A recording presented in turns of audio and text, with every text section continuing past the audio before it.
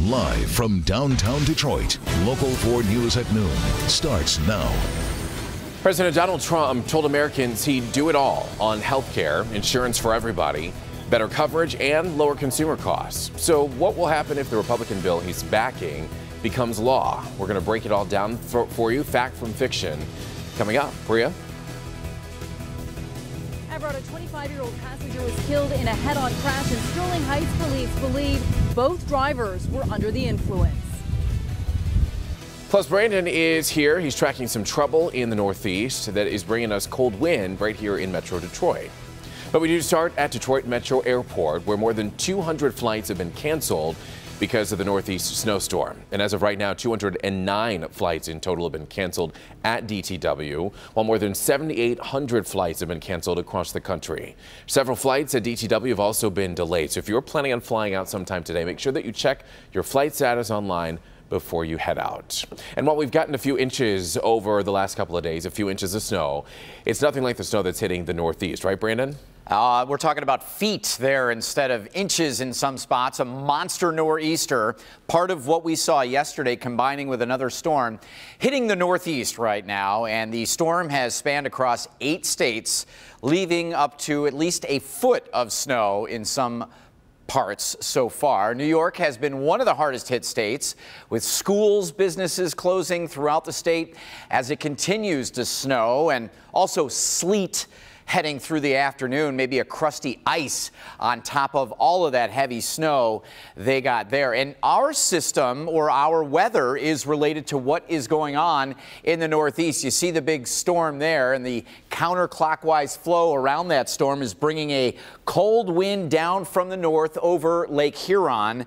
And this is going to pose a couple of different problems as we go ahead and take a look at the forecast for you on this Tuesday afternoon. Here's a look at those stiff winds right now. These are sustained winds coming down from the north, anywhere between 15 and 25 miles an hour. Look at 24-mile-an-hour wind in Ann Arbor. It's 20 at Metro. It's nearly 30-mile-an-hour sustained wind at Mount Clemens there, and some areas seeing some slightly lighter wind, but it creates wind chill issues for all of us.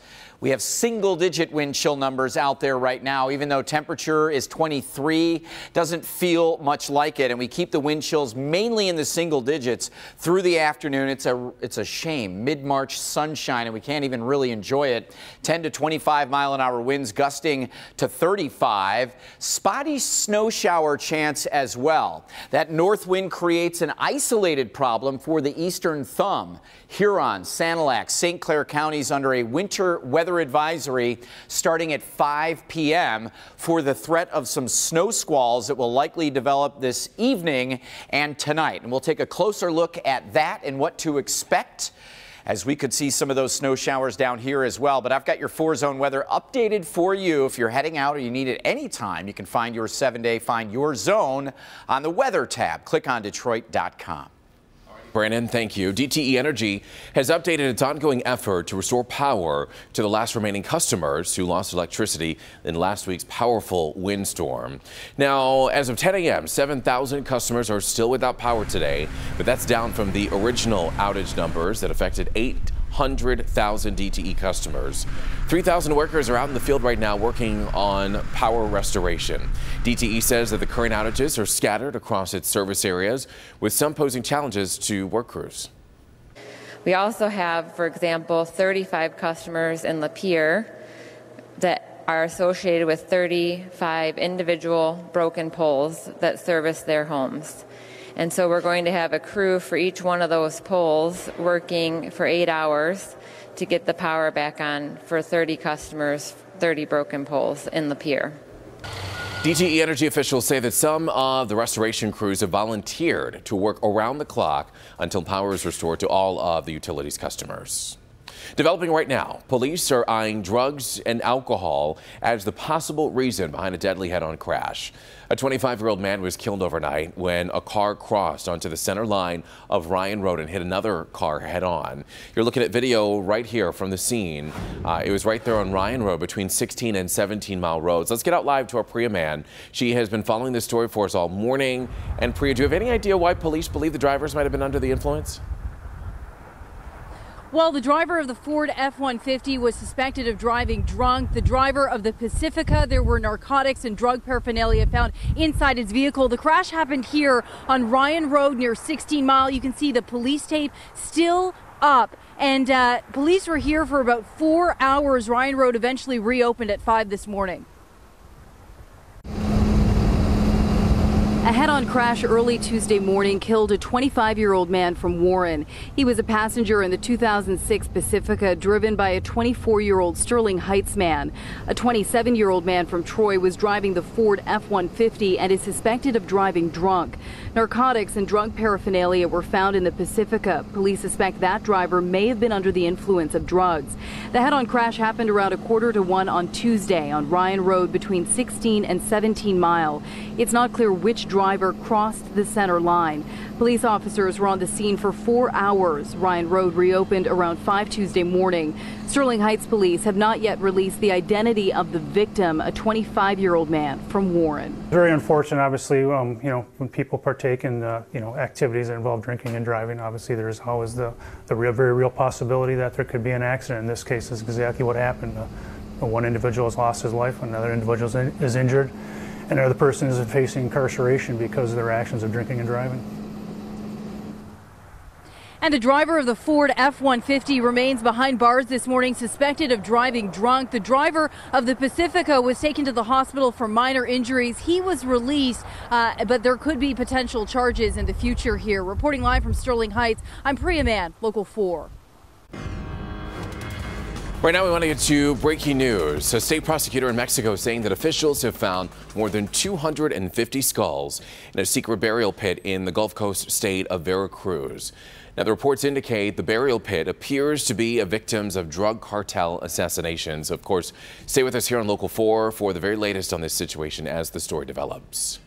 Meanwhile, more talk of mergers in the international automotive industry. Volkswagen's CEO today said that he would not rule out merger discussions with Fiat Chrysler Automobiles. 1 week ago, he had dismissed any merger discussions. FCA boss Sergio Marchionne has long advocated industry mergers to reduce costs for automakers. Just last week, General Motors sold its German Opel operations to Europe's PSA Group. Well, turning our attention to politics now, President Trump set to visit Ypsilanti tomorrow. The president will appear at the old Willow Run plant, where he's expected to discuss jobs, the economy, and announce a restart of a review of vehicle fuel efficiency rules. Meanwhile, the Justice Department has been granted more time to give Congress evidence that President Obama wiretapped Trump Tower. This as President Trump's cabinet works to clear up exactly what the president meant with his accusations. He doesn't really think that President Obama went up and tapped his phone personally. The president used the word wiretap in quotes to mean broadly surveillance and other activities during that. The Justice Department now has until March 20th to present evidence to Congress. And if they don't meet the deadline, the House Intelligence Committee will move forward with their investigation. And yesterday, the Congressional Budget Office's estimates on the new health care reform were released. And our Local 4 Fact Check, we are going to compare their results to statements that were previously made about the bill. On January 17th, President Trump said this would be insurance for everybody. The new numbers indicate 14 million people would be left uninsured just by next year. On January 20th, President Trump told the Washington Post there would be much lower deductibles than Obamacare.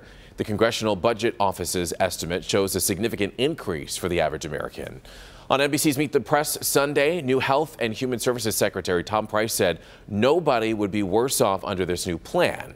There are varying degrees of truth to that statement, as the CBO estimate shows a markedly improved plan for young adults, but not for older Americans. All right, still to come here on Local 4 News at noon, the Detroit branch of the NAACP announces the keynote speaker for the 62nd annual Fight for Freedom Fund dinner. We'll tell you who's being honored coming up next. And a controversial move in Europe, what lawmakers decided regarding Islamic headscarves in the workplace. That and more when we come right back. In Ferguson, Missouri, a filmmaker who claims Michael Brown was part of a drug deal before he was shot by a police officer is being discredited at every turn. The entire story is preposterous and laughable.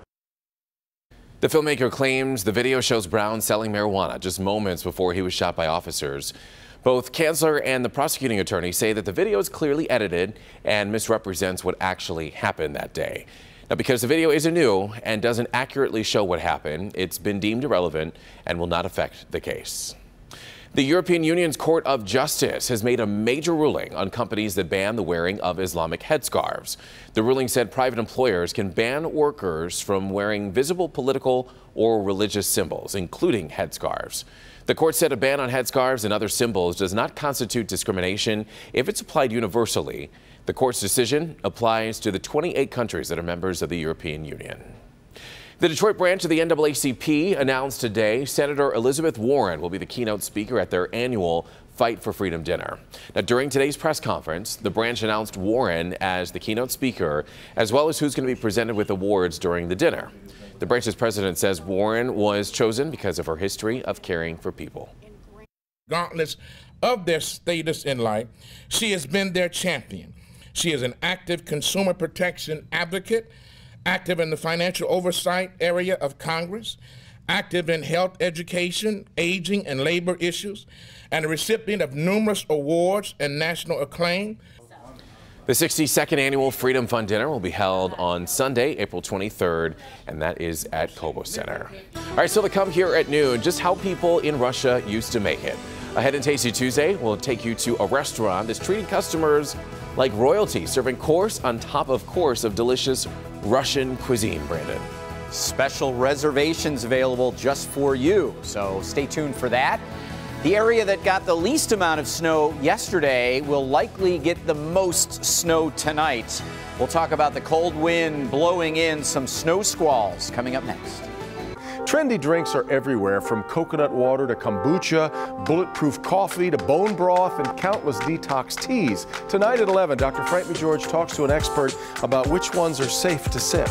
There's some therapeutic benefit to that. You feel a little bit better. It certainly helps with hydration. And which could be dangerous to drink. There's certainly things out there that may hurt you. The truth about trendy beverages tonight at 11. Dean Sellers. All right, welcome back. The man of the hour. Well, thank you very much. I would like to accept, no. I accept nothing because I know I'm getting a lot of stuff thrown at me through the TV. It's beautiful mid-March sunshine that we can barely enjoy. 23 degrees with a 20-mile-an-hour wind.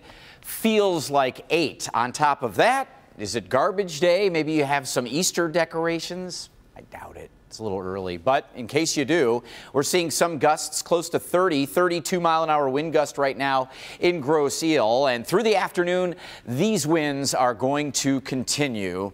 Single-digit chill. The wind chill, yeah, will stay that way. At times, maybe low teens, but for the most part, these winds don't relax until late tonight. And even then, it's just going to be bone chilling cold. 24, 25 degrees, not really feeling like that, so we can kind of ignore that. It's more of the single-digit wind chills we need to dress for. As we head in through this evening, temperatures down to around 20 degrees. Eastern thumb, we have concern here for some snow squalls to develop from these north winds. And then by morning tomorrow, sub-zero wind chills as we head out and about on a Wednesday morning to start.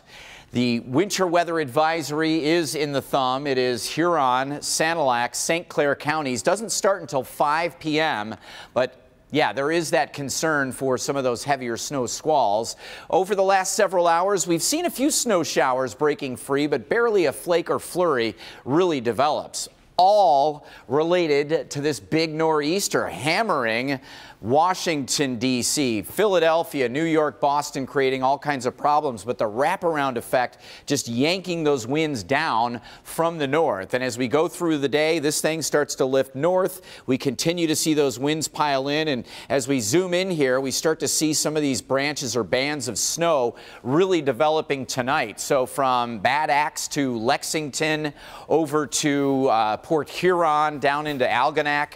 We have concerns for some pretty decent squalls that could drop 2 to 5, maybe 2 to 6 inches as we head through tonight and overnight. So be careful driving about that area. Tomorrow still breezy, and we'll see some sun, but we don't have that threat for lake effect snow because it's a northwest wind coming off of Lake Michigan. So Thursday may be the pick day of the week with sun, light winds, and upper 30s.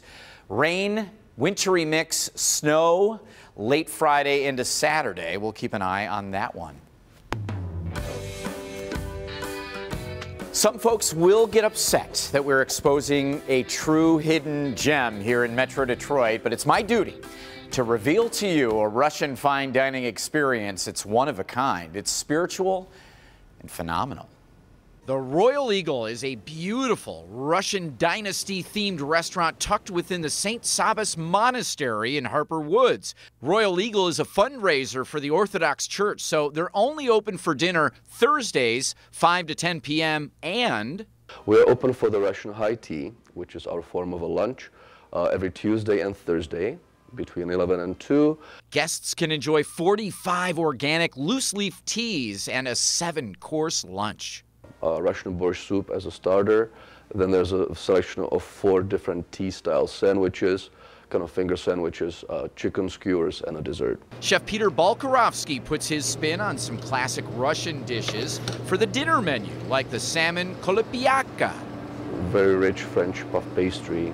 And we use a fresh fillet of salmon that's topped with a little bit of garlic sour cream. The rack of lamb is flavored with herbs from their garden, just like the lavender creme brulee. Royal Eagle serves scones with tea and a little something called the Russian Napoleon. Royal Eagle has set aside dinner reservations for Tasty Tuesday viewers tonight. Normally, you'll need to plan way ahead. In the summertime, about 2 to 3 months in advance is a good time to call. In the winter, maybe 2 to 3 weeks.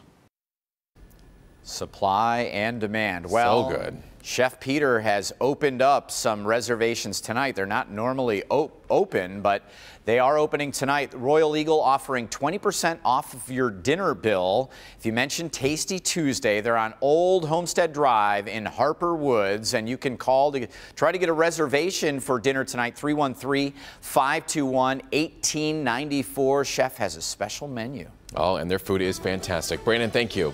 Still to come, it was a close encounter, a moose on the loose in Colorado, giving a group of snowboarders a time that they'll never forget. We've got that and more when we come right back. Replay song. All right, so finally here at noon, you've got to see this video of a moose on the loose in Colorado. Snowboarders shot some video while they were going down a mountain this weekend.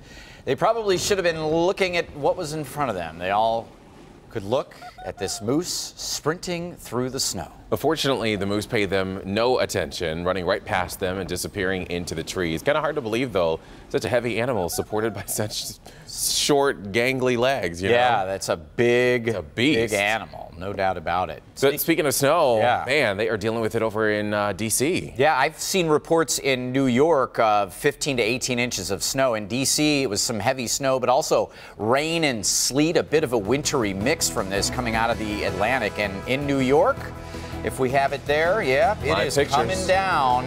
Again, anywhere between 5 to almost 18 inches reported in New York State. Have a great day, everybody. We will see you tomorrow.